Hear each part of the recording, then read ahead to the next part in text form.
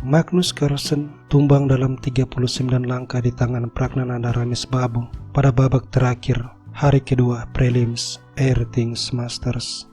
Meski demikian, Magnus berhasil menempati peringkat 5 berkat 3 kemenangan berturut-turut yang dia dapatkan hari ini. Bermain sebagai putih, Magnus membuka D4. Pragnananda mengembangkan kuda, pion C4, E6, dan Magnus mengeluarkan kuda. D5, kita berada dalam gambit menteri. Setelah kuda C3, Pragnananda memasuki varian taras dengan pion C5, pion E3, kuda C6, pion ditukar, pion makan, dan gajah B5.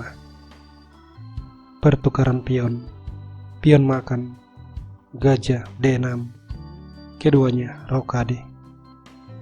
Lalu H3 dan H6, benteng E1.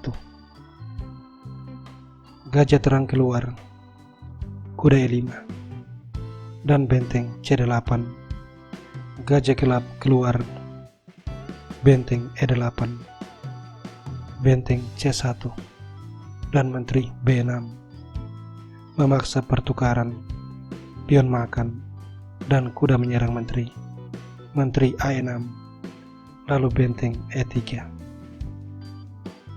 Kuda E4, pion mengusir kuda G5, dan benteng C3 serangan pada pion. Menteri B7, gajah H2. Setelah kuda E6, kuda makan pion, Magnus unggul 1 pion. Pragnananda meletakkan kuda di petak F4, kuda E5, dan gajah makan kuda, pion makan, lalu kuda D3, memaksa pertukaran benteng makan, benteng makan, dan menteri makan. Selanjutnya gajah G3, pion D4. Pragnananda mulai menggerakkan pion bebas. B3, menteri C6, dan menteri D2.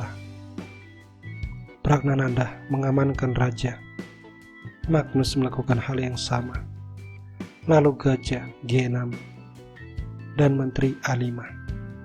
Sebuah serangan pada pion. Pragnananda mengabaikan, dia menaruh menteri di petak C1 dan menteri makan pion, menciptakan 2 pion bebas. Tetapi hal ini menjadi tidak berarti karena setelah menteri E3, Magnus blunder dengan kuda C3. Langkah ini mengizinkan pergerakan kuda ke petak F4, sebuah serangan discovery terhadap kuda. Dan jika gajah makan kuda, menteri makan skak, kuda akan hilang. Jadi, Magnus mencoba cara lain.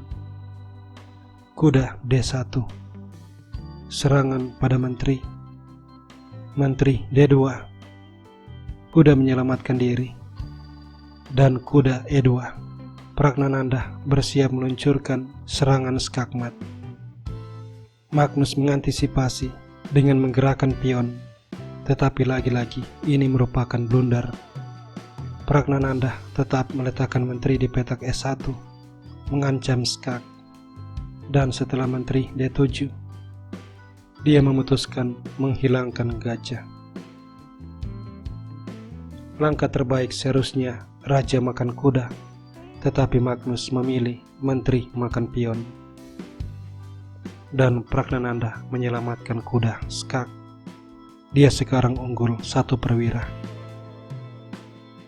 Magnus menyelamatkan raja. Kemudian kuda E3. Sebuah taktik interference mengancam kuda. Menteri ke petak B2 melindungi kuda, tetapi lagi-lagi taktik interference gajah C2 mengulang ancaman pada kuda.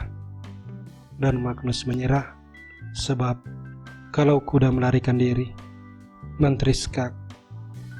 Raja bergeser, menteri makan pion skak.